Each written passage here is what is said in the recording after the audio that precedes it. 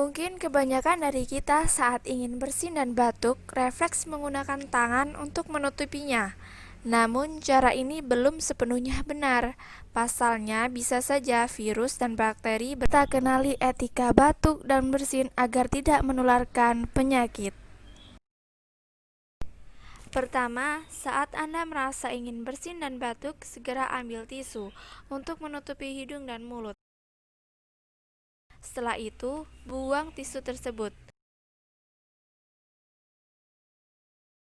Kemudian, mencuci tangan atau bisa juga menggunakan hand sanitizer.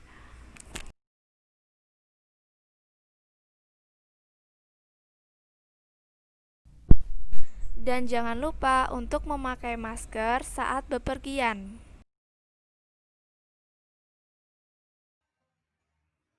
Tisu, jangan menutup hidung dan mulut dengan telapak tangan, namun gunakan lengan atas Anda.